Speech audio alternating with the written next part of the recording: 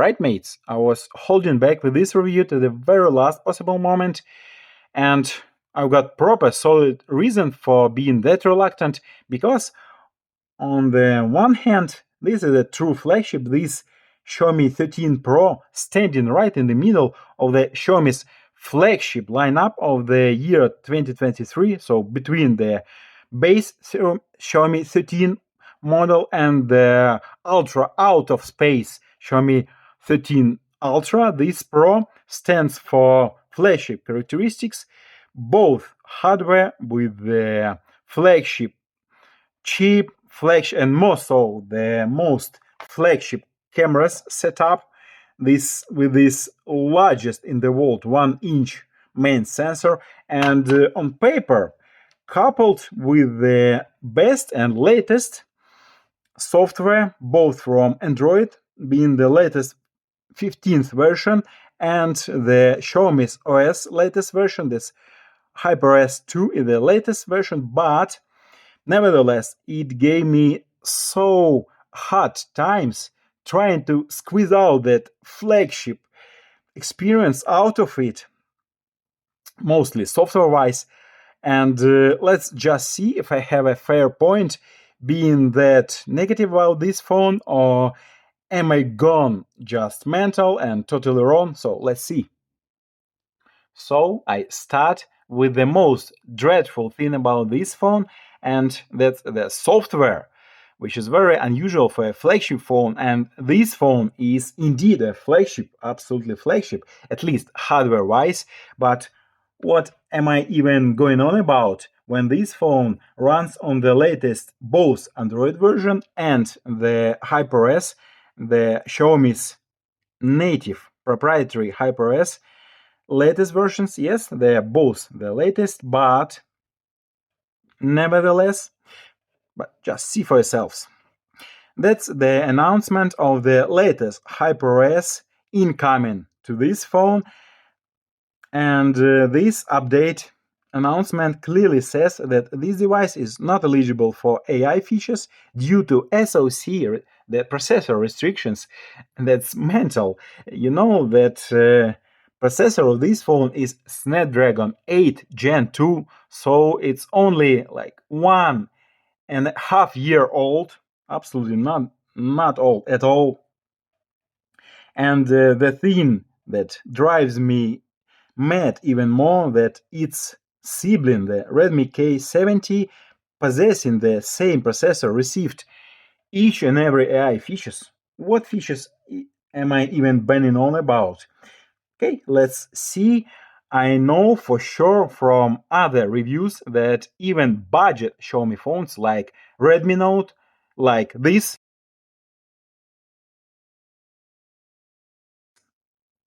that was a screenshot from the Redmi Note 14 series phone review, and you saw, as I did, that Redmi Note, being an absolutely budget-oriented phone, received all the AI features, including live translations, like AI notes, making notes, summarizing articles and everything, and the most handy feature, which is the circle search. There is none of that in here. Let's try to search for AI, and of all AI features, we've got only this AI image enhancement, like enhancement of the imaging when, I don't know, playing the video on this phone. I don't even know how it works, because the screen is great by itself with no enhancement, but that's it. That's absolutely it. No AI features. Is there any kind of live translation from the screen? No. Is there any kind of taking notes on the go, like from the screen, from any application? No. Is there, yes, settle to search? No, it's not here. So none of the new features are here, and more so, in some instances, this HyperOS latest update even made this phone worth. What am I on about? let's get to home screen settings, and let's get to home screen layout, which now only switches between standard. By which standards? Is it standard layout or dense? Gosh, now I don't see anything on the screen. Yes, I am short-sighted, I've got bad vision, but earlier I had the choice of the proper grid, like 4 by 6, 4 by 5 icons. Now it's gone, and there is one more for me. Very handy and even important feature is the real-time FPS meter or FPS rate monitor that was called the power monitor or power consumption. Like here is the 6 years old phone of my daughter, and here it is. Here is the real time FPS monitor. It's Redmi Note 8, but now here on this flagship phone it's gone. Okay, next I wanted to switch to, for example, Chinese software for this phone, and for that I needed to unlock the bootloader. But here I've got the weirdest ever notification: account error. Here is my account. What's wrong with it? What account error do I have? That's bollocks. So for me now, it's only the base level phone, not any better than any other Redmi phone. Yes, it has these live wallpapers, but these wallpapers are around for years, for at least 7 years. These live wallpapers moving around with my interaction. But that's bollocks. For nowadays, all the other manufacturers have those features.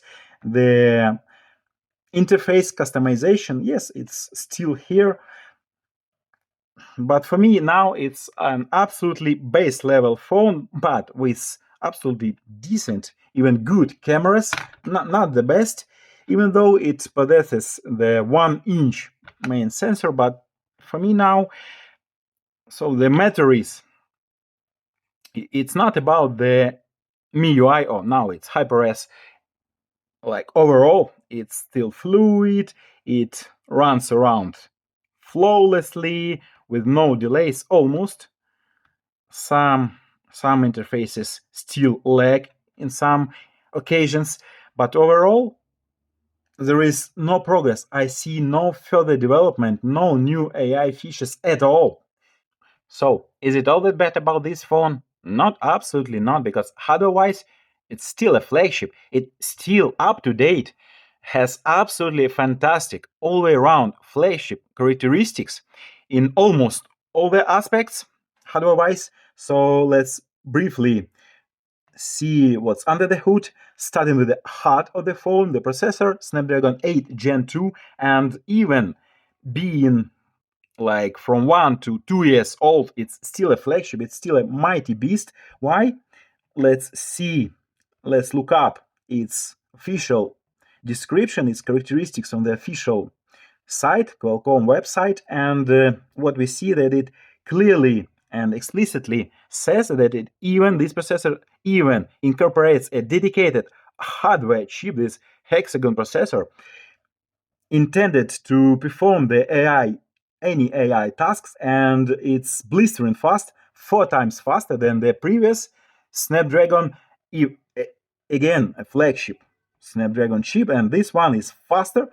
And what this hexagon processor is about?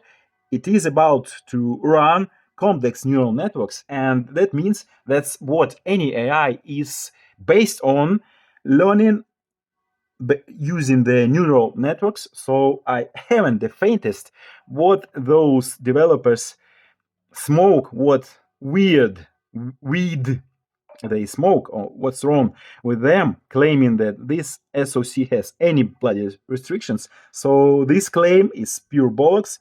Let's move on by the hardware list. The system, no comments. Screen, it's gorgeous. 3200 pixels by almost 1500 pixels, so it's very dense, and yes, it is an LTPO AMOLED panel, so it's very vivid. Depth of the colors, it's out of any doubts. It's bright color, supporting all the HDR modes and supporting all the modes in terms of refresh rate. So a beautiful panel. The brightness is 1200 nits of peak brightness in auto mode. So not on par with the modern 4000 nits, but it's the global brightness on all the screen altogether. So 1200 nit of peak brightness is absolutely enough for any scenario. The memory is DDR5X, the fastest so far, still so far the fastest. The internal storage is UFS 4.0, again the fastest possible. The cameras, and that's the major selling point. I said it several times that its main sensor is a crazy large Sony IMX 989 1-inch sensor. It's absolutely capable of taking both beautiful photos and videos, and it does deliver. Not the best photos and videos out there, I'll show you shortly in this video, but the two other sensors are not lagging behind. They both are the same 50 megapixel Samsung sensors, both performing as ultra wide and telephoto lens, and the telephoto lens is capable of taking 3.2 optical zoom photos and videos in 4K 60 FPS. So it's a crazy dense resolution for the telephoto lens shooting. Only the front camera slightly behind the trends. It only records in 1080p video resolution. So, but anyway, the telephoto and the main sensors are absolutely enough even for 2025. The battery is pretty standard, almost 5000 milliampere hours, and this guy supports both wireless, like 100 watts wired and 50 watts of wireless charging, and that 50 watts wireless charging is still faster than the Samsung wired charging. So great. Again, the battery. Oh, by the way, this phone has IP68 protection rate, so you can even dive with it, not for long, and I wouldn't do that oftenly. But you see that hardware-wise, if this phone would have been made by, for example, Vivo or OnePlus, it would be one of the best sellers out there still at the date. But given the Xiaomi's attitude to even its flagships, it's not good. It's absolutely not good. There's not much to talk about the performance, as having that mighty chip under the hood, this phone manages to run all the games absolutely handily and with the higher or highest even refresh rate allowed in the game settings. For example, here in Call of Duty, we have this active toggle frame rate adjustment. It doesn't work like when we set the graphics quality to highest, but when we switch to highest ultra frame rate, this phone allows to adjust the frame rate from the default like 60 or 90 FPS up to 120 FPS, so that the highest possible refresh rate. And there is not much sense to show you the gameplay, as we got no frame rate monitor in real time, so you won't see the frame rate. But this phone runs Call of Duty and other games with 120 FPS.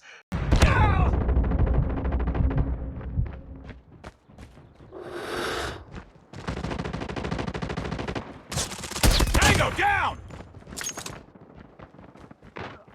We lost the lead.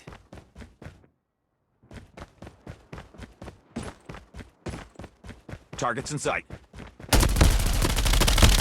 But what I've noticed when I tested the gaming experience, that this game assistant has this boost performance toggle or setting, and this thing boosts the default frame rate, which is 60 FPS in Asphalt 9 by default, but this thing boosts is up to 120 FPS. No, that's bollocks. I assure you that's pure bollocks. That's a gimmick because this game only supports, unfortunately, I'd like it to have high refresh rate, but it only supports 60 FPS at highest.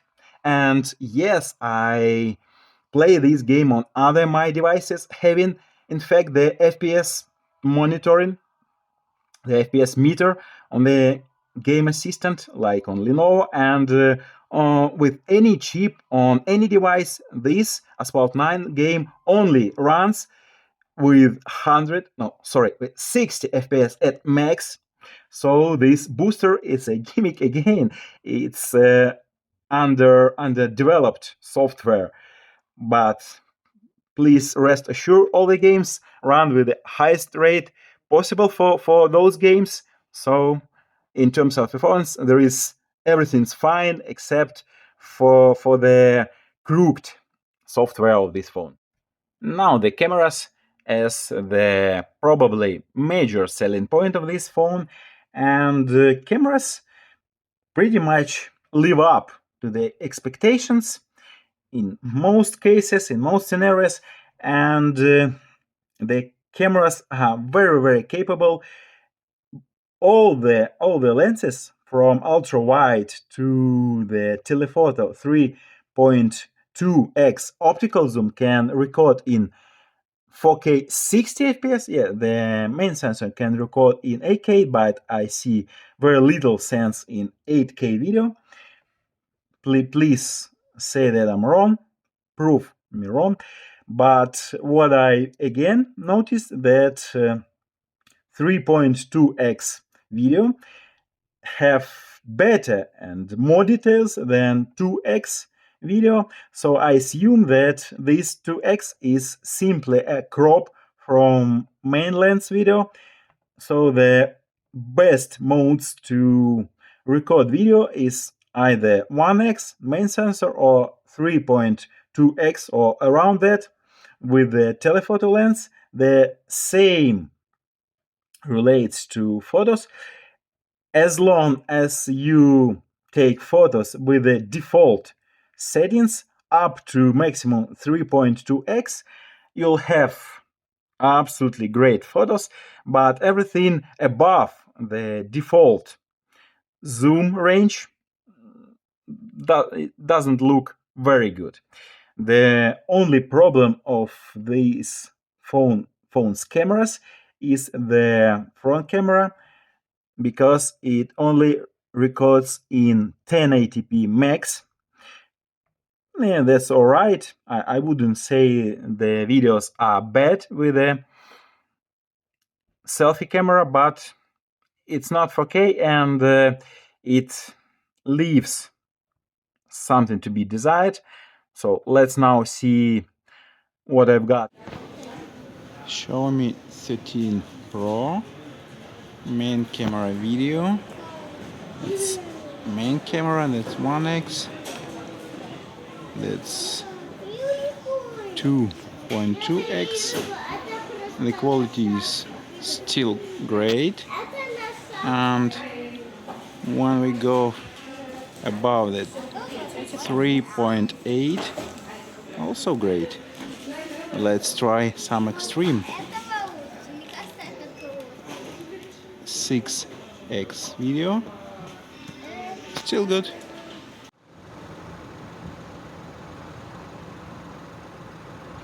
In some rare occasions, the camera simply refuses to focus, like here, but overall videos are great.